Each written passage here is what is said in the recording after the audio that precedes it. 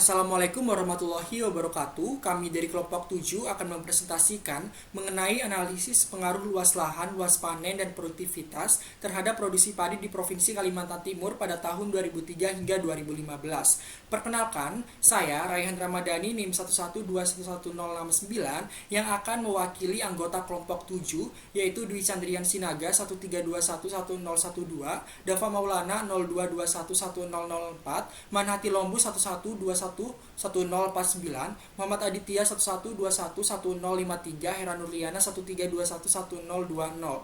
Adapun dosen pengampu kami yaitu Ibu Primadina Hasanah SSI MSc dengan NIP 1989171220180320001. Adapun outline pada slide kami yaitu latar belakang, rumusan masalah, tujuan, tinjauan pustaka, analisis data, kesimpulan, dan saran. Latar belakang. Pada sektor pertanian, luas lahan merupakan salah satu faktor pembatas dalam proses pertumbuhan dan produksi tanaman dan menjadi sumber daya yang sangat berharga dan memainkan peranan penting dalam pembangunan pertanian. Luas lahan pada pertumbuhan padi juga mempengaruhi besar masa panen dari para petani. Untuk mencapai pertumbuhan produksi padi yang maksimal, sistem budidaya padi perlu dilaksanakan secara intensif yang memerlukan tambahan keterampilan dan keuletan dari para petani.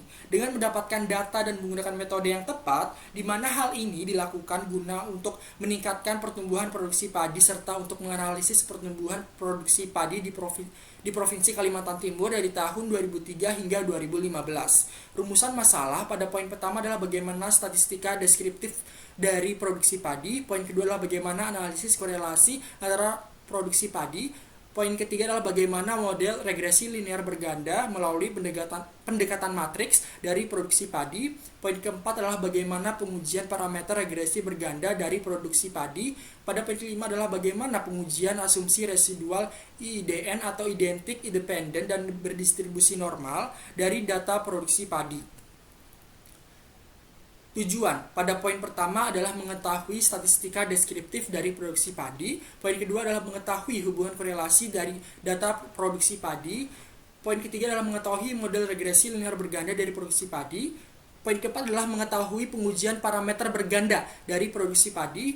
Poin kelima adalah mengetahui uji asumsi residual IIDN atau identik, independen, berdistribusi normal dari data produksi padi.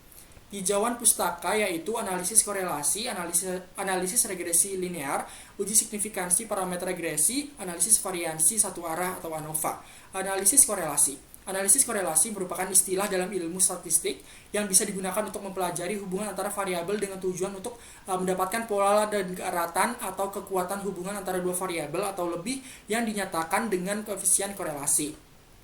Analisis regresi linear. Regresi linear merupakan suatu metode statistika untuk mencari tahu hubungan antara variabel terikat Y dengan satu atau lebih variabel bebas X. Regresi linear adalah salah satu model analisis sederhana dengan jenis data interval atau rasio. Regresi linear berganda merupakan model regresi yang melibatkan lebih dari satu data variabel independen. R2 adalah koefisien determinasi yang menunjukkan seberapa besar proporsi variabilitas yang mampu dijelaskan oleh model dari variabel dependen yang digunakan.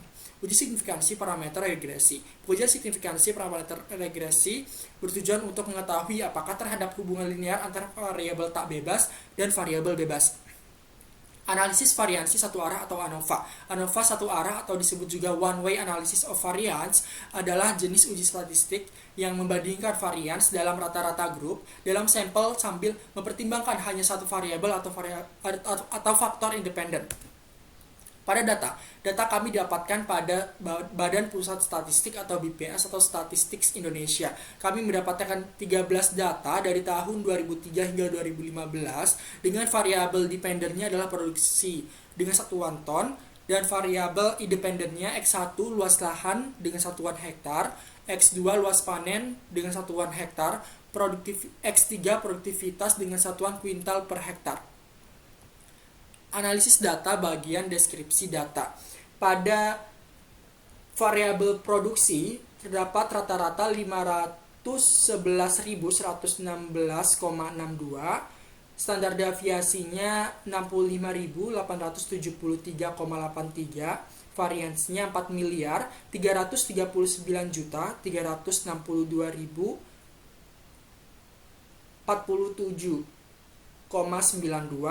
minimumnya 408.782, maksimumnya 588.879.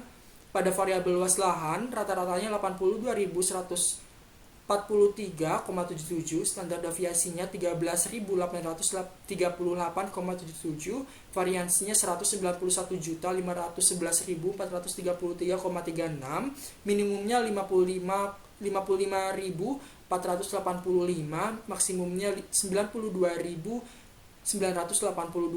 Pada variabel luas panen, rata-ratanya 135.608,15, standar deviasinya 20.787,31, variansinya 432.112.365,6, nilai minimumnya 99.209, maksimumnya 157.341. Pada variabel produktivitas, rata-ratanya 37,98, standar deviasinya 3,23, variansinya 10,43, minimumnya 31,68, maksimumnya 42,70. Analisis data pada bagian analisis korelasi. Kita bisa lihat pada X1, X2, X3 terdapat garis linear, yang dimana R² pada X1 itu adalah 0,4301 dan R² pada X2 itu adalah 0,7439 dan R² pada X3 adalah 0,0237. Jadi mana apabila R²-nya itu akan mendekati 1 atau mendekati -1, maka R²-nya itu adalah kuat. Melainkan apabila R²-nya mendekati 0, maka R²-nya akan lemah. Oke. Korelasi antara produksi dan luas panen yaitu 0,6, yang dimana dia ada korelasi linear. Kenapa? Karena R hitung lebih dari R tabel, dimana R tabelnya kita ketahui 0,5529. Korelasi antara produksi dan luas panen yaitu 0,86, dan dimana dia ada korelasi linear. Kenapa? Karena dia R hitungnya lebih dari R tabel. Terus untuk hubungan korelasi produksi dan produktivitas itu berada di angka -0,15. Dia tidak ada korelasi linear. Kenapa? Karena R hitungnya kurang dari R tabel.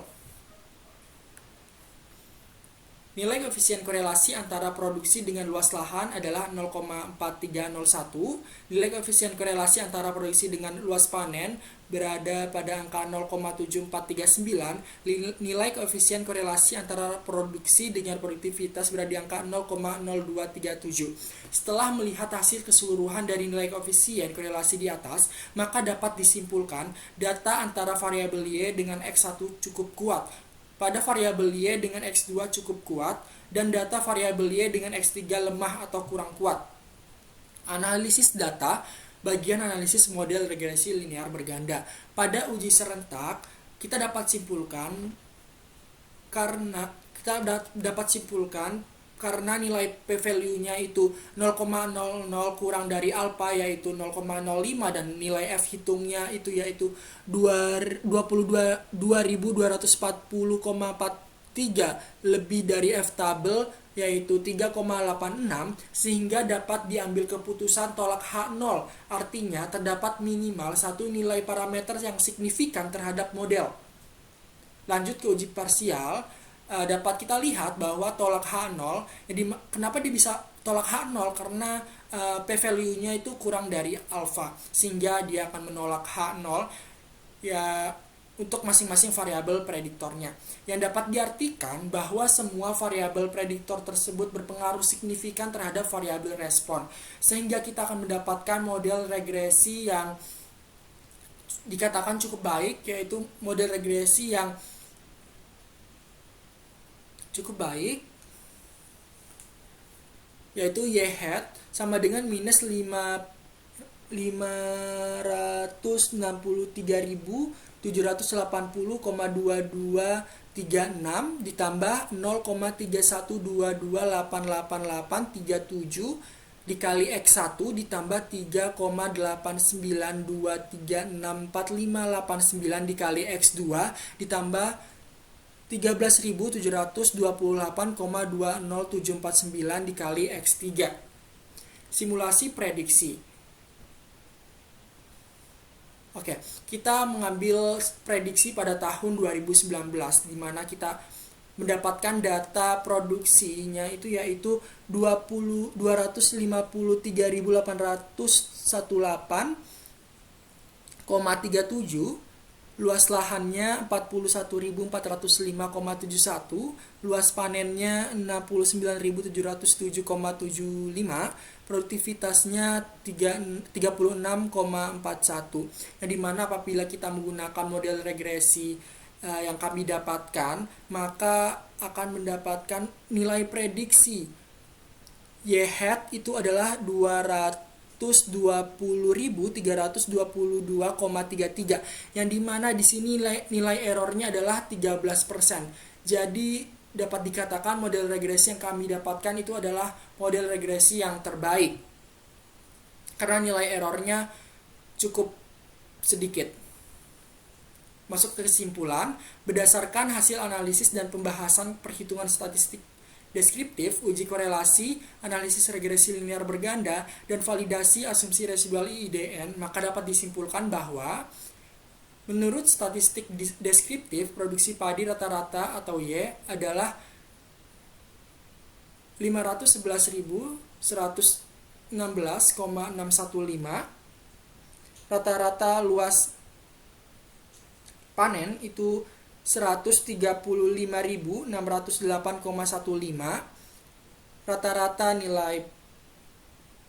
Rata-rata produktivitas atau X3 adalah 37,98. Jadi semakin besar rentang antara nilai data maksimum dan minimum, semakin besar nilai keragaman datanya. Terdapat hubungan linear yang signifikan antara variabel respon dengan ketiga variabel prediktornya. Dengan menggunakan visualisasi atau penggambaran data yaitu scatter plot, membuat data lebih mudah untuk dianalisis. Dan model regresi yang diperoleh yaitu Y hat sama dengan minus 563.780,22 ditambah 0,31228837 dikali X1 ditambah 3,8923645989 dikali X2 ditambah 13.728,20749 dikali X3.